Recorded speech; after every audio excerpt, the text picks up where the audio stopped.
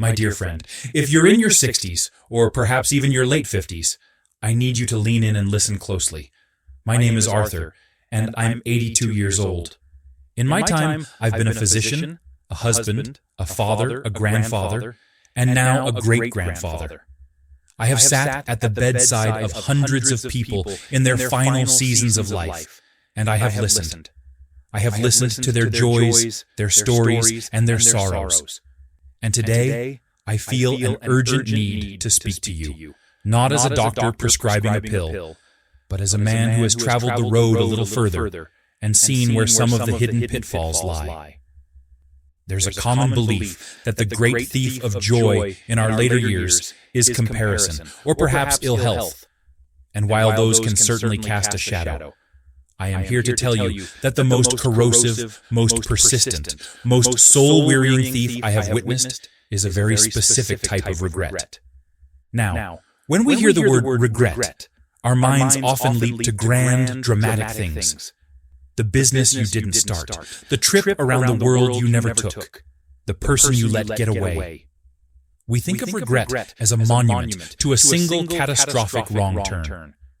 But I've learned, after decades of observation, that this understanding is a dangerous misconception. That is not the beast that haunts the quiet hours of a person's 70s and 80s. The real regret, the kind that settles deep in the marrow of your bones, is almost always smaller. It is the slow, silent accumulation of 1,000 unsaid words, 100 untaken moments, a lifetime of tiny, self-imposed prisons. I'm not here to fill you with anxiety about the future.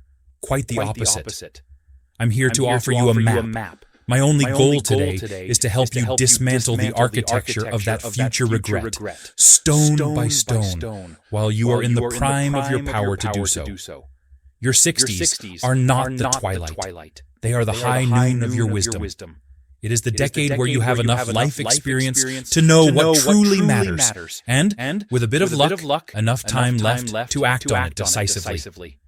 So, for the next little while, we're going to walk through the 5 foundational pillars of a life that, when you reach my age, you will look back on not with the hollow ache of if only, but with a deep, peaceful, and abiding sense of a life well lived.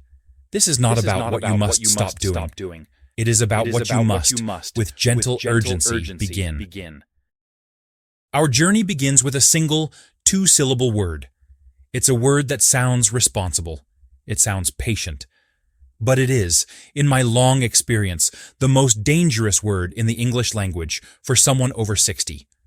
The word is later.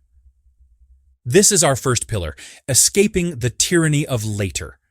You know the feeling, the phone call you need to make to that old friend, the one where there's a little bit of awkwardness you need to push past. You think, I'll do it later when I'm in the right mood. Or that apology you've been meaning to offer, maybe even to your own spouse or child, for a hurt that has festered for years. I'll do it later, you tell yourself, when the time is right. That box of old photographs in the attic you want to organize for your grandchildren, to tell them the stories behind the faces. Later. The hobby you've dreamt of since you were 30, the pottery class, the woodworking, learning the piano. Later. When you've retired properly, when things slow down. The problem is that later is a comforting illusion. It's a psychological trick we play on ourselves. It feels like we are still in control of the situation because we have scheduled it for a future date. We file it away in a mental cabinet labeled important but not urgent. But life, my friend, has a funny way of promoting things from that cabinet to too late without any warning at all. I have seen it happen more times than I can count. Later is a slow leak. You don't notice the drip, drip, drip of lost opportunities. But one day, you wake up and find the entire house is flooded. I had a patient, a wonderful man named Robert, a retired accountant, sharp as a tack at 72. His one great dream was to take his wife Mary on a proper Viking cruise through the fjords of Norway. They had talked about it for 30 years. When we retire, he'd say. Then it was, when the house is paid off. Then, when the grandkids are a little older and won't miss us so much. It was always later. He had the brochures. He had the money set aside. What he didn't have was a sense of urgency. One spring, Mary had a sudden, severe stroke. She survived, bless her, but her mobility was forever compromised. The dream of navigating the cobblestone streets of Bergen and the windy decks of a ship was gone. Instantly. I sat with Robert a few months after. He wasn't crying over the money. He wasn't even crying over the missed trip itself. He held my hand and said, with a voice hollowed out by sorrow, "Arthur, I had 1,000 chances. 1,000 laters. I thought I was being prudent, responsible. But I was just being a coward. I was afraid to take the joy that was right there in front of me." That is the tyranny of later. It masquerades as prudence, but it is often just fear in disguise, fear of spending the money, fear of the vulnerability of a difficult conversation, fear of being a beginner at a new skill. So, here is the solution. It is not to become reckless. It is to adopt a practice I call the stewardship of now. Your time, your energy, and your attention in this decade of your life are your most precious, non-renewable resources. You must become a fierce and protective steward of them. This means you conduct a simple audit. Tonight, before you go to sleep, take a piece of paper. On one side, write down 3 things you have filed under later. Be honest. The phone call to your estranged brother, the letter to your son, booking that trip to the national park you've always wanted to see. On the other side of the paper, I want you to write down the smallest possible step you could take to move that thing from later to now. You don't have to have the entire difficult conversation with your brother tonight, but you can find his phone number and put it by your phone. You don't have to write the entire 4-page letter to your son, but you can write the first sentence. Just one. "My dear son, I've been thinking about you."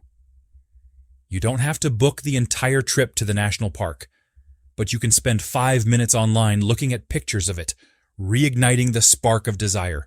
The goal here is not to complete the task. The goal is to break the inertia of later. It's to prove to yourself that you are in charge, not the phantom of a future, more perfect time.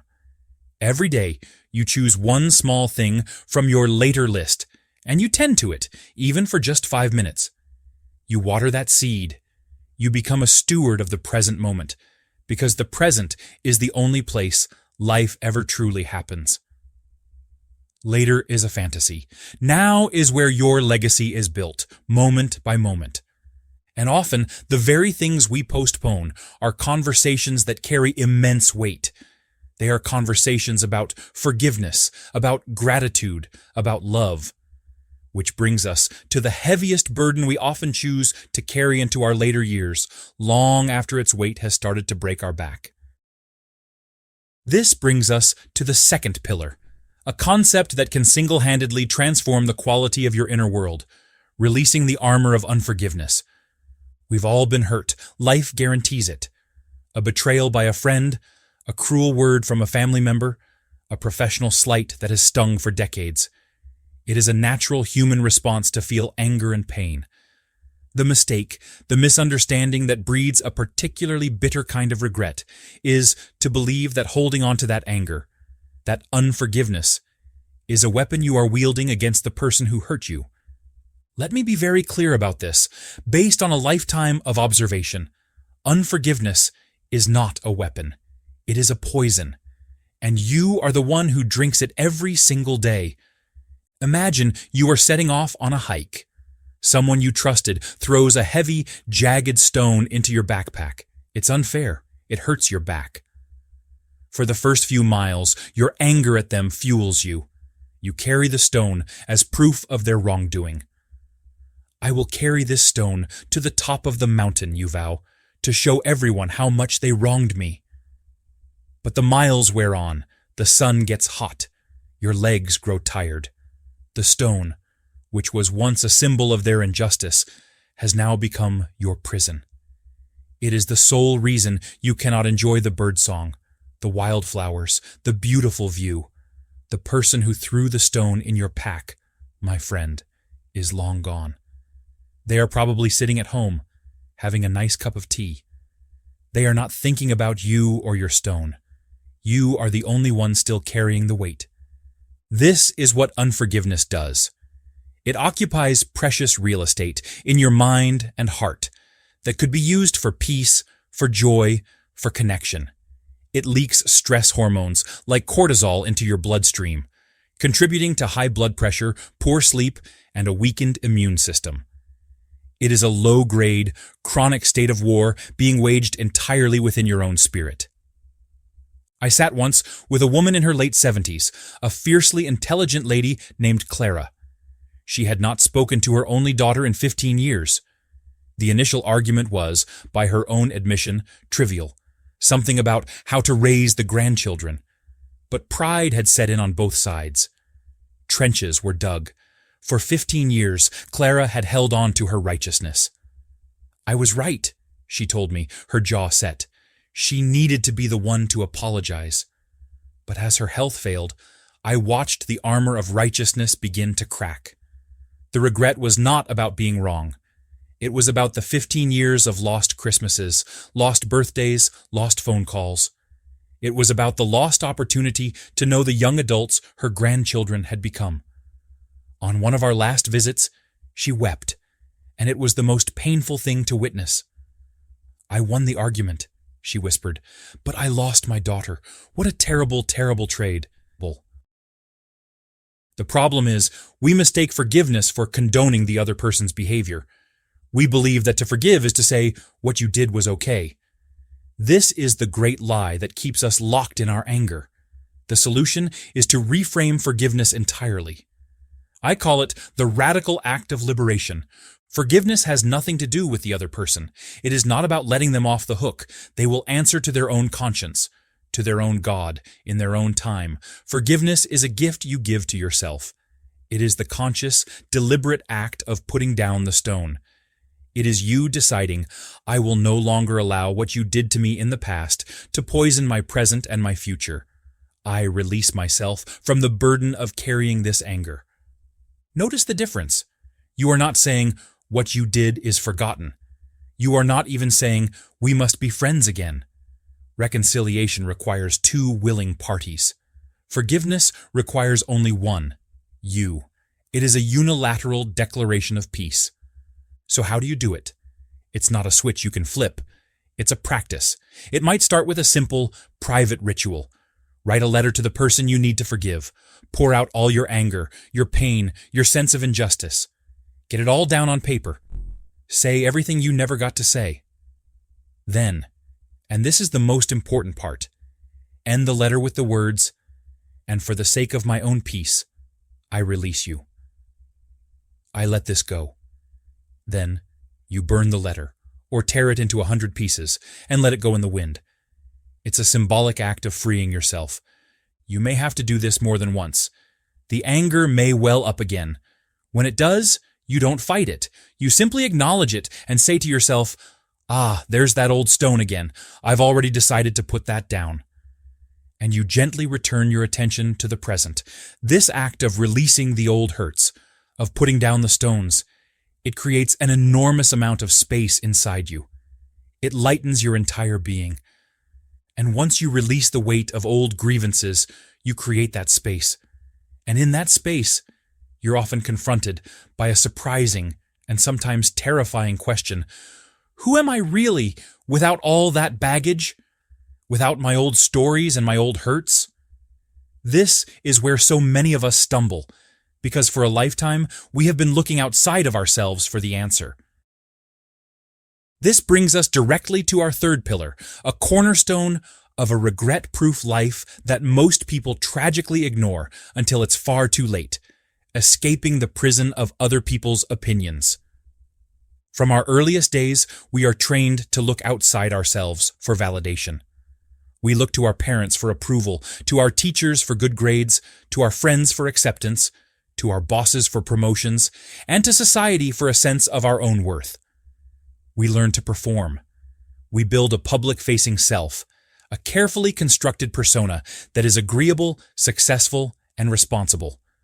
We play the part of the good son, the dutiful daughter, the tough executive, the nurturing mother. We spend decades polishing this mask. The problem arises in your 60s and beyond. For many, the audience for this performance begins to dwindle. The children are grown, the career is over, the parents are gone. The applause fades, and you are left alone in the quiet of your own home with the person behind the mask. And for a terrifying number of people, that person is a total stranger. The most profound regret I have ever witnessed is that of a man or woman who reaches their 70s and realizes they have lived someone else's life.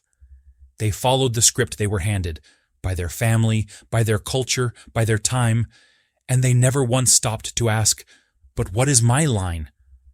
What do I truly want to say? This is not a dramatic, sudden crisis.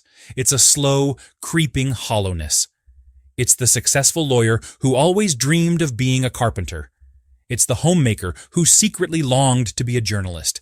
It's the person who married the right person, lived in the right neighborhood, and did all the right things, only to wake up at 75 feeling a deep, unnameable emptiness.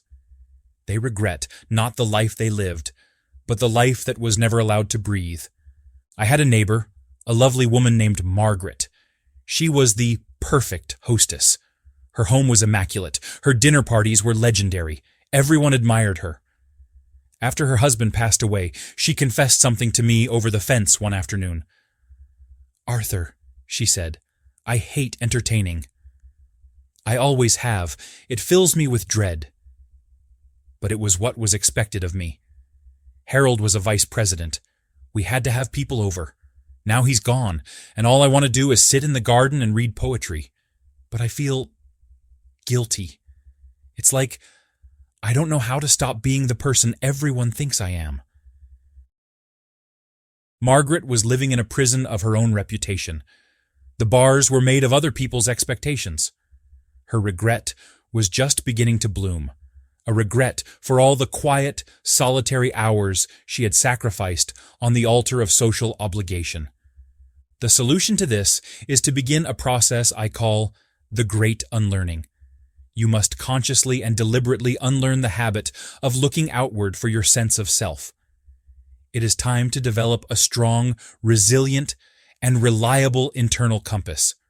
Your 60s are the perfect time to build this compass, because you finally have the data. You have 60 years of experience telling you what truly brings you joy and what leaves you feeling drained. The first practical step is to conduct what I call an audit of shoulds. For 1 week, carry a little notebook. Every time you hear yourself think, "I should," or "I ought to," Zarinya, write it down. "I should call Susan, she'll be expecting it. I should volunteer for that committee, it would look good. I should keep this old furniture, it was my mother's." At the end of the week, look at your list. Next to each should, ask yourself a brutal, honest question. Says who? Whose voice is this? Is it my mother's, my spouse's, the voice of my old boss? Or is it genuinely, authentically my own? You will be stunned at how few of your shoulds are actually yours. This audit isn't about becoming selfish or irresponsible. It's about becoming conscious. It's about distinguishing between a true, soul-felt obligation and the echo of an old expectation. The second step is to actively schedule time for what I call internal research. This is non-negotiable, scheduled time to be alone with your own thoughts, without a goal. It could be a 20-minute walk without your phone. It could be sitting in a quiet room with a cup of tea. It is during these empty spaces that your own voice, your own desires, can finally begin to surface. What do you think about when no one is asking you for anything? What do you daydream about? What makes you feel curious? This is the raw data of your authentic self. That is your internal compass, beginning to find its magnetic north. To live authentically, to follow that internal compass, it requires more than just a strong mind. It requires a physical vessel that is strong enough and willing enough to carry you on the journey, And I have sat with far too many people who regret, with a terrible bitterness, the quiet, daily betrayal of their own body. This leads us to our fourth pillar, which is not about aesthetics, but about freedom, honoring the vessel. When we are young, we take our bodies for granted. They just work. We can stay up all night, eat whatever we want, and bounce back. In our middle years, we might start to notice some cracks, but we often treat our body like a nuisance to be managed, a project to be worked on, like a house that needs repairs. The common misunderstanding that leads to profound regret is viewing health as a matter of vanity or a chore. The regret I see in people in their 80s has nothing to do with not having a flat stomach or muscular arms. That is a young person's game. The regret is agonizingly practical. It's the grandmother who can't get down on the floor to play with her grandchild because her knees are shot. It's the grandfather who can't take his grandson fishing because he doesn't have the stamina to walk to the lake. It's the person who has to say no to a trip with their children because they fear they can't keep up or might have a medical emergency. They regret not the absence of a six-pack, but the absence of freedom. Their world has shrunk, not because of their age, but because of years of quiet neglect. They are prisoners in their own bodies. I see this in my own life. I am 82. I have aches and pains, of course. But every morning, I do a simple 15-minute routine of gentle stretching and balance exercises. I don't do it because I want to look like a young man. I do it so that I have a choice. The choice to bend down and tie my own shoes. The choice to walk to the local market instead of driving. The choice to pick up my great-granddaughter when she runs at me with her arms outstretched. Each gentle stretch, each moment of mindful movement, is a deposit into the bank account of my own autonomy. The problem is that we often view health through a lens of all or nothing. We think we need to join an expensive gym, run marathons, or adopt a brutally restrictive diet. And because that feels overwhelming, we do nothing. The solution is to reframe it. Stop thinking of it as exercise and start thinking of it as daily acts of self-stewardship. This is not a boot camp. This is a gentle, consistent tending to the only vehicle you have to navigate the rest of your life. What does this look like? Practically, it is profoundly simple. It means choosing the stairs instead of the elevator, not because you're trying to burn 50 calories, but because you are sending a signal to your legs that you still need them to be strong. It means adding one more colorful vegetable to your dinner plate, not because you're on a diet, but because you are providing your body with the high-quality fuel it needs to repair itself. The most powerful act of self-stewardship you can begin in your 60s is a non-negotiable daily walk. Just 20 to 30 minutes. It doesn't have to be fast. The goal is consistency. This simple act maintains your cardiovascular health, keeps your joints lubricated, clears your head, and connects you to the world. It is the single greatest anti-aging technology ever invented, and it is free. The second part of this is to proactively engage with your balance. After age 60, a fall can be a life-altering event. It's not the fall itself, but the fear of falling again, that can begin the process of shutting down your world. So, practice. While you brush your teeth, stand on one leg for 30 seconds, then switch. That's it. It takes no extra time out of your day, but over months and years, it builds a foundation of stability and confidence that is priceless. Remember Robert, the man who regretted not taking his wife to Norway? Part of his regret was tied to this. He and his wife had both let their physical health slide. Had they been more mobile, more robust?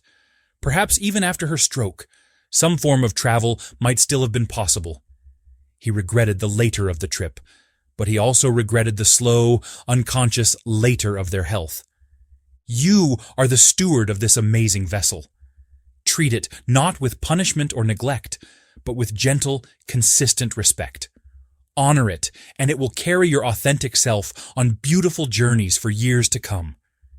And as we care for this body, this wonderful vessel that carries us through the world, we must also ask ourselves, what are we filling our lives, our homes, and our days with? This brings us to the fifth and final pillar. It's the most subtle, and perhaps for that reason, the most pervasive form of regret I have witnessed in my later years: succumbing to the emptiness of more. From the moment we start our careers, we are conditioned to strive. More income, a bigger house, a nicer car, a more impressive title. We operate on a deeply ingrained belief that acquisition is progress, that accumulation is security. This mindset serves a purpose when you are building a life and raising a family, but it has a point of diminishing returns. In fact, if left unchecked, it can become the very thing that hollows out your golden years. The common mistake is to continue this programming on autopilot, well into your 60s and 70s. You've always strived for more, so you keep striving. Maybe it's not a bigger house anymore, but it's more gadgets, more collections, more clutter. You work an extra few years at a job you no longer enjoy for more security. You fill your days with busy work to feel more productive. We believe that more will make us feel safe and happy. But what I have seen time and time again is that an endless focus on more leads to a life that is wide in possessions, but desperately thin in genuine presence and joy. The regret that stems from this is a quiet one. It's not a sudden pang. It's a pervasive sense of having missed the point. It is the realization, often in the deep stillness of an evening, that you spent 50 years accumulating things, but you forgot to accumulate moments. It's the father who worked 60-hour weeks to give his kids everything, only to realize at age 78 that the only thing they really wanted was more of him. It's the person surrounded by beautiful, expensive objects who feels utterly lonely, because they never invested in the richness of their relationships or the simple beauty of a sunset. I experienced this myself in a very real way about 10 years ago. My dear wife had passed, and I was still living in the large family home we had shared for 45 years. It was filled with stuff, decades of it, furniture, books, old files, souvenirs. Every closet was full, the attic was impassable. I felt the weight of it, not just physically, but spiritually. It was an anchor to the past. The thought of sorting through it was so overwhelming that I kept putting it off, that old fiend later raising its head again. One day my daughter sat me down. She said, "Dad, this house is a museum of a life that's already been lived. What about the life you have now? This house owns you. You don't own it." It was a hard truth, but she was right. Over the next year, with the help of my children, I began the great downsizing. We went through every object. For each one, we asked, is it beautiful? Is it useful? Or am I just keeping it out of guilt or obligation? It was one of the hardest and most liberating things I have ever done. We filled a dumpster with junk. We gave away bags and bags of clothing. We donated furniture. As the space began to open up, I felt a lightness I hadn't felt in years. I kept the things that truly held meaning: my wife's favorite armchair, a handful of essential books, the photos of our life together. But I let go of the rest. I sold the big house and moved into a smaller, manageable apartment. The regret I would have felt, rattling around in that monument to the past, paralyzed by my own possessions, it would have been immense. Letting go of more allowed me to be present in my actual life. The solution here is to deliberately shift your focus from accumulation to appreciation. I call it embracing the profound power of enough. Enough is not about deprivation. It is not about poverty or asceticism. It is the peaceful, powerful realization that you already have everything you need to be happy. The joy is not in getting something new. It is in fully appreciating what is already here. How do you cultivate this? It's a practice, like all the others. Start a gratitude inventory. At the end of each day, write down 3 specific things you are grateful for, and they must be specific. Not, I'm grateful for my family. But I am grateful for the way my son's voice sounded on the phone today. Not, I'm grateful for my health. But I am grateful that my knees allowed me to walk in the garden this afternoon without pain. This practice retrains your brain to scan for the good that is already present, rather than constantly seeking what is missing. Another powerful practice is to schedule time for doing nothing. And I mean truly nothing. Sit on your porch without a book or a phone. Watch the birds at the feeder. Watch the clouds drift by.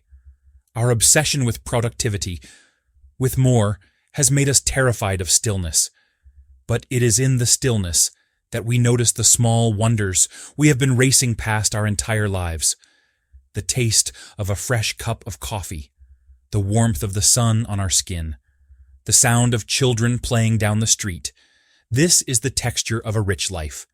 It's not found in the mall or the stock market. It's found right here, right now, in the glorious state of enough. So you see, it all connects. These 5 pillars are not separate strategies. They are one unified blueprint for a life of deep meaning. When you escape the tyranny of later, you begin to live in the precious now. This gives you the courage to do the work of releasing the heavy armor of unforgiveness, which in turn creates the quiet, internal space you need to discover your authentic self, free from the prison of other people's opinions. To live out that authentic life with vibrancy and freedom, you begin to honor your body as a precious vessel, not a chore. And as you walk through the world in this cherished vessel, you fill your days not with the anxious pursuit of more, but with the profound, peaceful appreciation of enough. It is a virtuous cycle. It is a philosophy of gentle, conscious control over the things you truly can control: your attention, your attitude, and your actions. My message to you today is rooted in a deep sense of care for the person you will be in 20 years.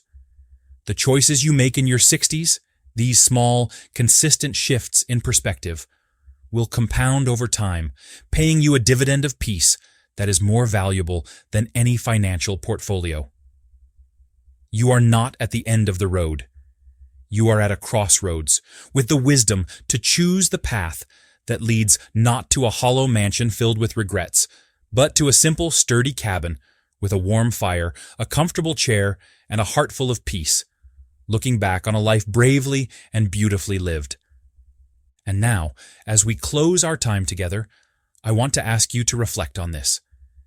In the spirit of escaping later and taking the first small step, I have a question for the wise community we are building here. What is one small later task or one unspoken word of forgiveness or love that this message has inspired you to attend to today? Share your intention in the comments below. Not for applause, but as a quiet declaration to yourself and to a community of fellow travelers. Your small act of courage may be the very thing that inspires someone else to begin their own journey. Thank you for lending me your time. Be well and be present.